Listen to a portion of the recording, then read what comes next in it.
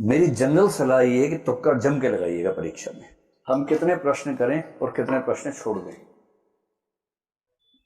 Question छोड़ने का फायदा भी होता है और नुकसान भी होता है। नमस्कार दोस्तों। तो आज हम आपको 5 जीके बताकर इसके बाद में बताएंगे कि आप कैसे तुक्के लगा सकते हैं, वो भी इन जैसे महान सरों से। तो पहले हम 5 जीके क्वेश्चन करते हैं, इसके बाद में आपको बताते हैं। दोस्तों, आपका पहला सवाल है, चाय की खोज सर्वप्रथम किस देश में हुई थी? आपका पहला ऑप्शन है चीन, दूसरा भारत, तीसरा जापान या फिर नेपाल।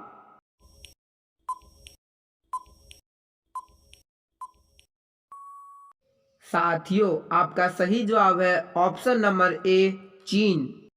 दूसरा सवाल, भारत में मैसूर किसके लिए प्रसिद्ध है? ऑप्शन ए कॉफी के लिए, बी चाय के लिए, सी इलायची के लिए या फिर रेशम के लिए।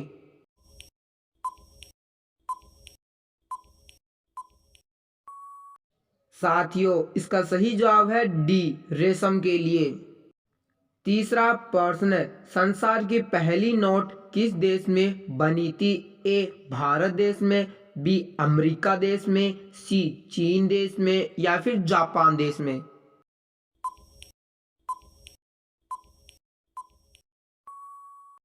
साथियों, आपका सही जवाब होगा सी, चीन देश में। आपका चौथा प्रश्न है, रानी लक्ष्मीबाई के घोड़े का क्या नाम था? पहला पवन, दूसरा सारंगी, तीसरा बादल या फिर सभी।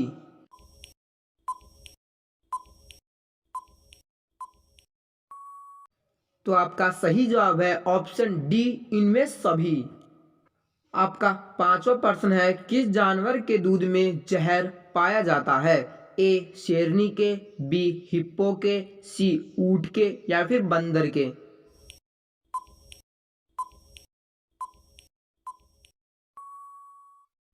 आपका सही जवाब है ऑप्शन ए, शेरनी के। भाई कभी पी मत लेना वरना टपक जाओगे। और दोस्तों, जैसे कि मैंने आपसे प्रॉमिस किया था, अब देखिए तुक्का कैसे लगाए। मेरी जनरल सलाह ये है कि तुक्का जम के लगाइएगा परीक्षा में। हम कितने प्रश्न करें और कितने प्रश्न छोड़ दें। क्वेश्चन छोड़ने का फायदा भी होता है और नुकसान भी होता है। पहले उसका फायदा नुकसान हल्का सा समझते हैं कि क्यों लोग क्वेश्चन छोड़ने या नहीं छोड़ने के पसोपेश में रहते हैं, उस दुविधा की वजह क्या है। देखिए, मैं जीएस को बेस बना के बात कर रहा हूं, सीसेट की बात बाद में कर लेंगे। 100 प्रश्न हैं, 120 मिनट हैं। जो व्यक्ति 100 के 100 प्रश्न करेगा उसको 1.2 मिनट्स यानी कि 72 सेकंड उसको एक प्रश्न अटेम्प्ट करने के लिए मिलेंगे। मान लीजिए किसी कारण से उसने तय किया कि मैं 100 प्रश्न करूंगा ही नहीं, मैं 80 ही प्रश्न करूंगा, बस 20 को हाथ ही नहीं लगाऊंगा। उसको एक प्रश्न के लिए 1.5 मिनट मिल गया। और जब उसको 1.5 मिनट मिलेगा तो स्वाभाविक है कि उसको प्रश्न को पढ़ने के लिए, सोचने के लिए, उत्तर को मैच करने के लिए समय ज्यादा मिला। और हो सकता है कि इस वजह से उसके 5-7 सवाल वो ठीक हो जाएं जो 100 करने के चक्कर में गलत हो जाते हैं। इसलिए कई लोग स्ट्रेटेजिकली कम प्रश्न करते हैं कि इतने करूंगा उतने ठीक कर दूंगा, बस ज्यादा करने के दबाव में रहना ही नहीं है। तो एक फैक्टर तो हो गया रीडिंग स्पीड। आपकी किसी प्रश्न को पढ़ने की स्पीड कितनी है, उससे आप तय करें कि आप कितने प्रश्न करना चाहते हैं अटेम्प्ट। एक दूसरा फैक्टर बहुत महत्वपूर्ण है और दूसरा फैक्टर है तुक्का लगाने की क्षमता। इसमें हंसी आती है पर दरअसल ये बड़ी गंभीर बात है। हंसी आपको तुक्का शब्द से आ रही है, दरअसल मैं बताना चाह रहा हूं कि तुक्का बहुत वैज्ञानिक वस्तु है। तुक्का बहुत यादृच्छिक या आर्बिट्रेरी मामला नहीं है, बहुत वैज्ञानिक चीज है। चलिए हम समझने का प्रयास करें। जैसे जनरल कैटेगरी में मान लीजिए कि आप एग्जाम दे रहे हैं और आपको 110 या 112 मान लेते हैं, 56 प्रश्न आपके ठीक होने चाहिए। आपका स्कोर 112 हुआ और आप प्रीलिम्स में क्वालिफाई हो गए, ठीक है। अब 56 प्रश्न आपके सही हैं, इसका मतलब है नेगेटिव मार्किंग हटाने के बाद इतने सही हैं। जो यूपीएससी का नेगेटिव मार्किंग का तरीका है वो बड़ा ही सिस्टमेटिक तरीका है। नेगेटिव मार्किंग का मेथड संक्षेप में समझ लें, बहुत वैज्ञानिक है।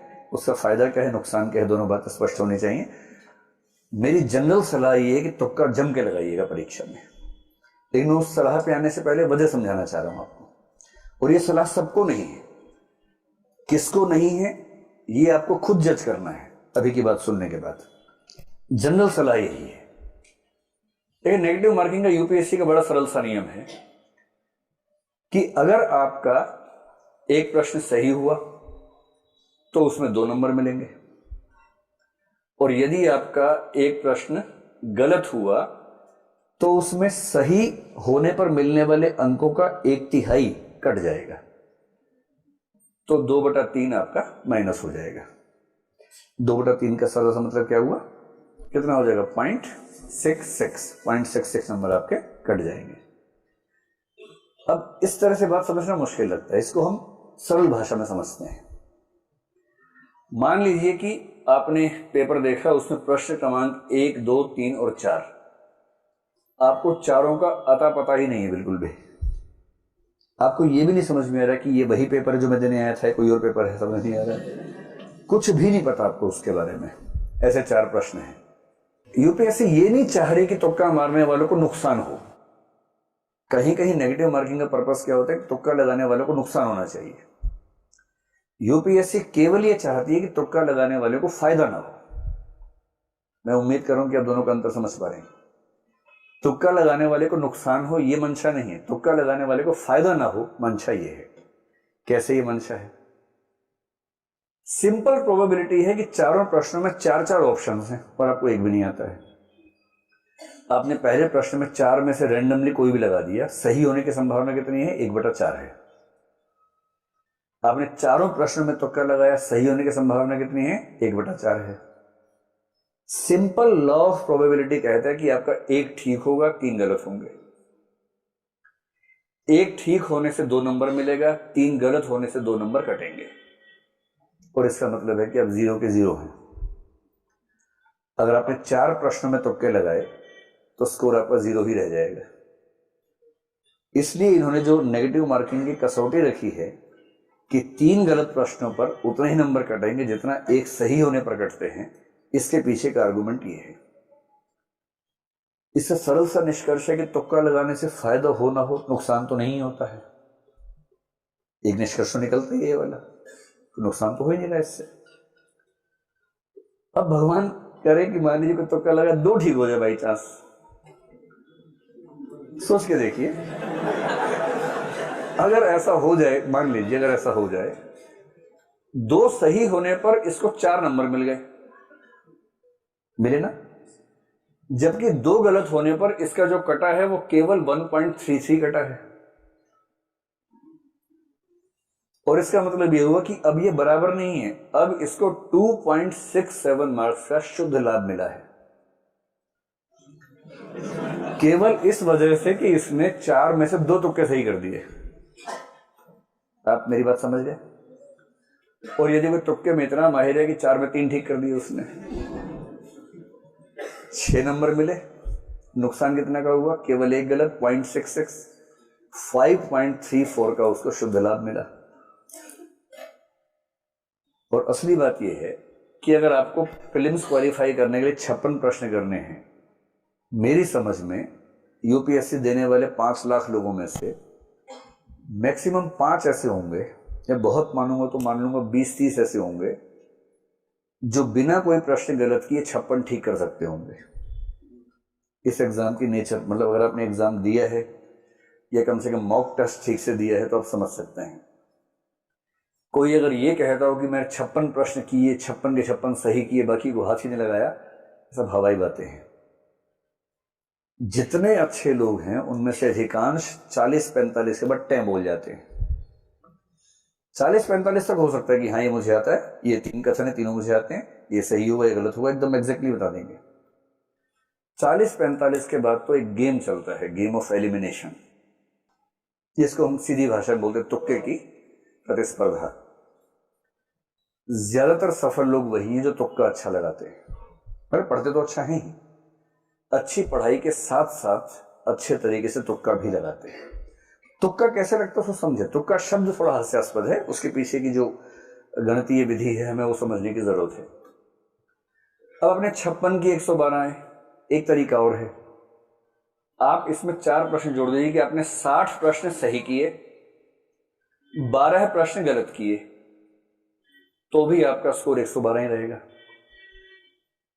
कितना सरल है। अगर 56 प्रश्नों से 112 मिले, आपने 4 ज्यादा सही कर दिए और 12 गलत कर दिए, 4 सही से आपको उतने नंबर मिलेंगे जितने 12 गलत होने से कटेंगे, आपका स्कोर उतना का उतना रहेगा।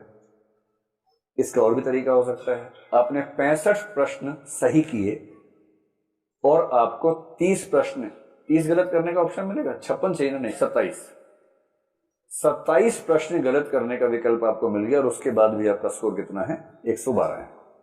मैं दावे से कह रहा हूं कि अगर कोई कहता है कि मैं 56 ही करूंगा और 56 ठीक कर दूंगा, तो वो या तो झूठ बोल रहा है या मजाक बना रहा है।